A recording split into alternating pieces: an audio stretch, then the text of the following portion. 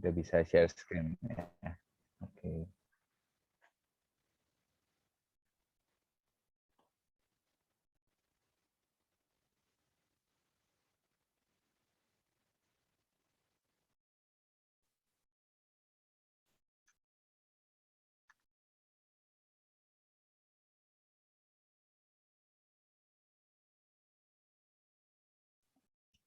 Sorry kayak Pantesan. unmute. Oke, Ya, benar. oke. Jadi terdengar ya dengan lancar. Semoga uh, bisa menikmati. Jadi apa yang saya sampaikan ini sebenarnya bukan laporan pertanggungjawaban, tapi hampir lah ya. Jadi karena mungkin teman-teman di sini banyak yang belum familiar sama PPI Baraki, bahkan juga baru ada beberapa orang yang juga baru kesempatan bertemu sama saya, sama teman-teman lainnya juga malam ini. Untuk itu saya mengucapkan terima kasih pertama kepada tim Pemira ya yang udah menyusun kegiatan malam hari ini, sehingga intinya malam ini tuh santai-santai aja, nggak usah berat-berat. Jadi sebenarnya saya nggak usah nyiapin presentasi, tapi ini hanya untuk memudahkan kita untuk mengerti beberapa satu dan lain hal. Oke, sebelum lanjut, saya mau kenalan dulu sama teman-teman. Seperti yang teman-teman udah tahu, saya dari Purwokerto. Saya studi S1 di ITB, lanjut S2, S3 di University of Tsukuba. Jadi sekarang sudah doktoral tahun kedua, nanti bulan April masuk tahun ketiga. Itu pendidikan saya. Sedangkan kalau misalnya untuk pengalaman saya dalam hal per-PPI-an atau kehidupan, itu mungkin bisa ditunjukkan di sini ya. Jadi dulu pertama kali saya datang, saya langsung nurut jadi bawahannya Mbak Evi. Mbak Evi itu dulu Kadif Pendidikannya PPI Baraki, saya jadi anggotanya. Setelah itu tahun berikutnya saya jadi kadifnya, stafnya Mbak Evi. Lalu bulan Oktober 2019 saya jadi sekretaris jenderal Badan Pengawas di BPPPI Jepang sampai setahun kemudian, dan dari bulan Juni 2018 saya itu jadi pelanggan di layanan psikolog dan psikiatri kampus. Jadi barangkali kalau teman-teman ada yang mau berminat langganan juga bisa lah kontak saya, karena saya pelanggannya udah pelanggan tetap kok di sana. Bulan Maret 2021 sampai sekarang saya jadi ketua PPI Baraki, ya seharusnya bentar-bentar lagi nih harusnya lengser. Jadi semoga dengan adanya kegiatan ini dan kedepannya bisa memacu calon-calon ketua baru ya. Nah, saya akan menyebutkan beberapa hal tadi ya. Ada PPI Baraki, ada PPI Jepang, ada Badan Pengawas. Sebenarnya itu apa gitu? Pertama, kalau teman-teman mungkin lihat di sini ada peta Jepang di sini. Lalu di sini ada bagian daerah Kanto. Jadi PPI Jepang itu segini, sedangkan PPI Kanto itu seukuran Kanto saja ini. Ada Tochigi, Gunma, Saitama, Tokyo, Kanagawa, Chiba, dan Ibaraki. Kalau kita perbesar Ibaraki ada seperti ini, yaitu ada dari sekitar 44 kota terdiri di sini yang membentuk prefektur Ibaraki. Dan kalau teman-teman bingung sebenarnya PPI Jepang itu apa, PPI Jepang sesuai by definition itu adalah organisasi pelajar. Jadi semua teman-teman yang sedang menempuh pendidikan dan memenuhi syarat-syarat keanggotaan itu otomatis jadi anggota PPI. Jadi ada salah satu mitos kalau teman-teman harus daftar itu enggak. Teman-teman itu kalau pelajar udah otomatis. Lah kalau postdoc gimana? Kalau researcher gimana? Itu masuk ke anggota luar biasa. Jadi mereka tetap punya anggota luar biasa, jadi anggota luar biasa PPI, tapi tidak punya hak untuk dipilih ataupun memilih. Sedangkan seperti yang saya bilang, ada beberapa term saya kasih di sini: badan pengawas, pengurus pusat, koordinator daerah, dan komisariat. Apa yang teman-teman dengarkan tentang PPI Baraki itu adalah semua tentang hal yang berkaitan dengan kata komsat, karena kita adalah level komisariat. Kanto dan 8 daerah lainnya ini termasuk level Korda, sedangkan pengurus PPI Jepang sendiri dihandle sama pengurus pusat yang diawasi oleh badan pengawas. Jadi sebelum saya akan bicara lebih lanjut nanti ke depannya, mungkin teman-teman perlu camkan bahwa landasan berorganisasi kita ada 3 poin ini.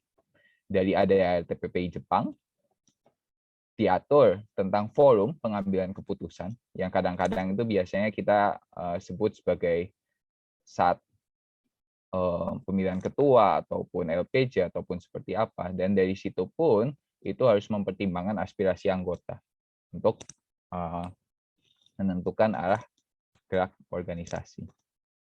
Ini visi saya. Mungkin teman-teman udah pernah melihat ini ya, baik di Instagram ataupun di tulisan saya di Facebook. Ini misi saya.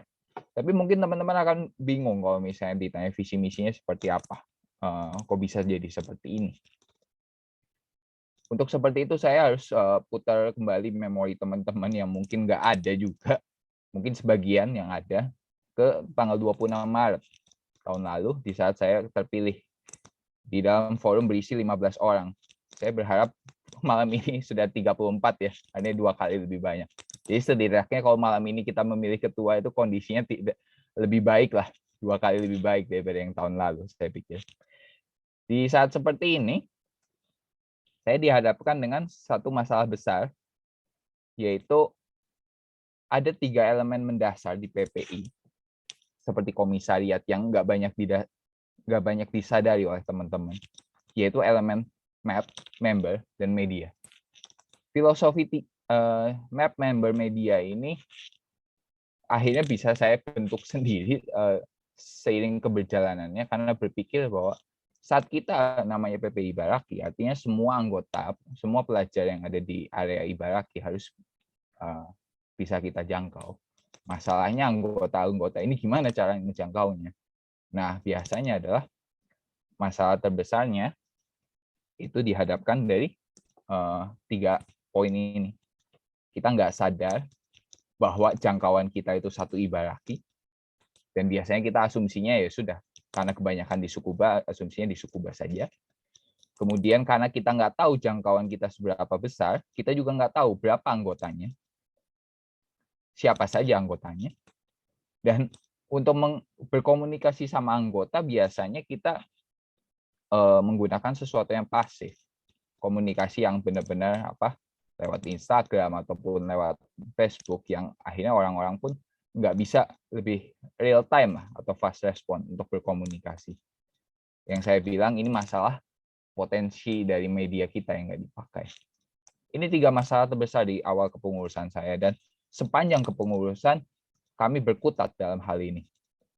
Sehingga saat di awal-awal, saya meraba-raba orang-orang yang berkenan saya minta bantuan untuk bisa dibilang menjadi penasehat saya, atau dalam istilah ADART itu pengurus PPI Ibaraki, karena saya pikir saya pun nggak bisa tidak elok bagi saya untuk mengajak banyak orang saat ada masalah-masalah fundamental ini belum beres.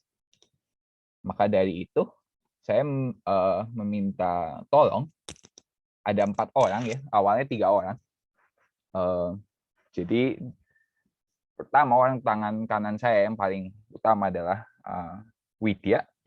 Itu sayangnya dia nggak bisa sampai menemani sampai akhir periode saya. Jadi di tengah jalan, karena dia harus lulus juga, ini digantikan oleh Mbak Tias ya, mungkin teman-teman juga kenal. Sedangkan saya membagi elemen untuk menyelesaikan strategi map, member, media itu dengan 2 hal, yaitu dari sudut pandang internal yang di cover oleh Mas Wildan, dan sudut pandang eksternal yang di cover oleh Mas Dani. Jadi dengan segala keterbatasan saya yang nggak tahu anggota PPI Ibaraki itu siapa saja, maunya apa aja, sukanya apa aja, saya juga nggak tahu kalau harus terlibat komunikasi sama pihak-pihak dengan bahasa Jepang ataupun pihak-pihak eksternal, saya butuh mereka.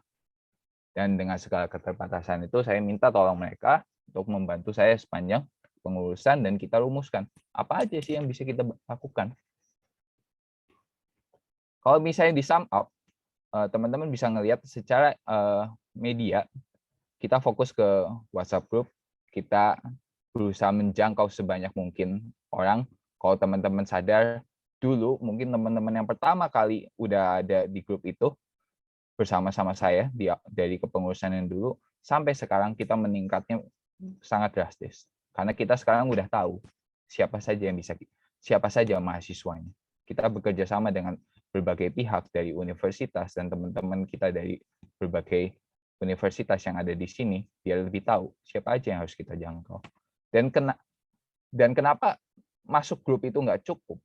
Karena esensinya grup itu untuk saling berkenalan dan saling membantu. Jadi kalau teman-teman nggak kenalan dan teman-teman nggak membudayakan karakter untuk sharing sesuatu, ataupun minta tolong, ataupun berinteraksi, grup itu akan mati. Tetap saja akan seperti sarang laba-laba, seperti tahun sebelumnya.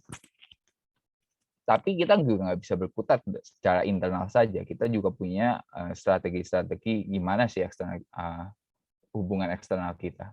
Karena kita buat berkomunikasi kita mainly pakai Instagram dan secara email.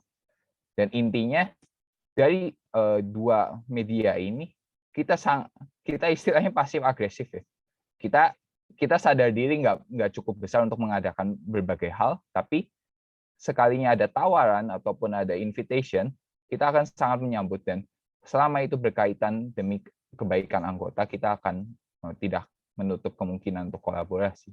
Dan pada intinya di Instagram kita pun kalau teman-teman lihat ya, kita nggak biasa ngeposting tentang selamat hari ini, selamat hari itu, karena fokus kita adalah anggota. Karena buat apa kalau misalnya buat media sosial PPI Baraki, tapi kalau bukan buat anggota PPI Baraki, dan bukan untuk membanggakan anggota PPI Baraki. Tapi kita juga memperhatikan, dan ini berkaca dari pengalaman personal saya yang merasa di awal-awal kehidupan saya di Jepang, saya nggak punya well-being yang cukup baik, bahkan sampai sekarang. Tapi kuncinya untuk nggak menularkan hal ini kepada orang lain ya, bukan dalam hal COVID, tapi dalam hal kesehatan jiwa dan raga.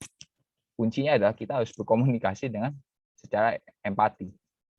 Saya bilang, kalau teman-teman ngerasa, lah ini kan harusnya bisa terjadi dengan apapun, tapi banyak teman-teman yang mengabaikan poin ini. Dan saya bilang, awal dari aktivitas selanjutnya adalah nomor satu ini. Setelah itu, baru kita bisa dengan heart-to-heart communication, kita bisa ngelakuin aktivitas sosial ataupun olahraga bersama. Dan setelah itu, kita pun juga menyambut baik kolaborasi dari pihak-pihak lain selama program-program itu menunjang kepentingan anggota. Dan satu hal lagi, teman-teman, kita harus tahu bahwa kita nggak cuma ada di Tsukuba doang ataupun di AMI doang, bahkan ada teman-teman kita yang tersebar. Ada juga kalau yang di Tokyo kampus, kalau teman-teman penasaran, saya untuk menjawab hal ini kita harus lebih paham ya daerah Ibaraki itu apa aja gitu, dan mengeksplorin banyak caranya. Mungkin teman-teman ngelihat saya dengan cara sepedaan ataupun jalan-jalan ataupun kolaborasi dengan silaturahmi dengan pihak-pihak terkait. Dan berikutnya yang terakhir yang mungkin sekarang lagi kita perjuangkan adalah kita harus belajar lagi seberapa jauh organisasi kita itu udah berkembang dari masa lalu. Karena ya bagi orang yang tidak memahami sejarah akan dikutuk untuk mengulanginya kembali, mengulangi kesalahan-kesalahan yang dulu. Jadi inilah hal-hal yang kami lakukan dan kami perjuangkan untuk bisa menjawab kelemahan pemahaman aspek dari member media ini yang kami rasa sangat krusial tapi diabaikan dari kepengurusan sebelumnya. Ini sekedar galeri aja, berapa kali kita ngadain event-event dan maksudnya menginisiasi kegiatan-kegiatan. Saya nggak bakal menjelaskan banyak hal. Mungkin teman-teman akan lebih sering umum mendengarkan, oh kalau kepengurusan kami biasanya banyakannya jalan-jalan, dan tapi kan saya interestnya bukan di situ. Mana ada saya ada foto di situ. Dan kami sangat menyadari hal itu. Kami nggak bisa, memang segala keterbatasan kami nggak bisa menjawab banyak kebutuhan teman-teman, tapi dengan segala keterbatasan kami pun kami berusaha mengcover berbagai aspek dari secara online, karena kami mempertimbangkan nggak semuanya teman-teman suka main outdoor, nggak semuanya juga teman-teman sudah ada di Jepang bersama-sama kita, nggak semuanya juga interestnya harus disamakan. Sehingga dengan segala keterbatasan kami berusaha untuk kreatif dan bereksperimen berbagai cara apa sih yang mungkin bisa menarik dan bisa menjangkau teman-teman. Dan aku Dan saya pribadi senang sekali lah ya di kesempatan malam ini bisa berkumpul bersama teman-teman. 35 itu saya bilang rekor lah selama kepengurusan kami, dan itu pun nggak bisa kami lakukan sendiri. Itu pun nggak bisa kami lakukan berempat. Itu pun kami juga berterima kasih kepada tim pemilu dan kepada teman-teman semua yang hadir di sini. Dan in the end, saya akan bilang teman-teman punya interest berbeda-beda. Dan saya nggak bisa bilang, mungkin kami nggak bisa mengcover semua interest itu. Tapi dengan menjawab hal ini, dengan mengapresiasi ke interest teman-teman yang berbeda-beda, saya harap PPI Baraki bisa lebih care lagi, bisa lebih berkembang lagi, bisa lebih maju lagi, dan lebih kreatif lah. Ini status kita sampai sekarang untuk menjawab kelemahan pemahaman kita terhadap map member media. Saya nggak mungkin menjelaskan ini semua. Kita udah tahu student kita tersebar di mana saja. Kita udah tahu collaboration partner kita sama siapa aja. Kita udah tahu kita punya strength di media apa aja, dan potensi-potensi yang bisa kita gunakan. Masalahnya adalah setiap sistem seperti itu pasti punya kelemahan. Dan pilihannya adalah saat kita menghadapi keterbatasan, dan saat saya pun menghadapi keterbatasan, saya cuma bertanya lagi di akhir, apakah lebih baik saya mengutuki kegelapan atau saya menyalahkan lilin? Walaupun nyalanya nggak seberapa, tapi inilah kami berusaha menyalahkan lilin selama 1 tahun kepengurusan. Semoga lilinnya bisa semakin menyala lebih besar, dan bisa menerangi lebih banyak orang, dan bisa lebih bermanfaat kepada banyak orang di masa ke depannya. Terima kasih.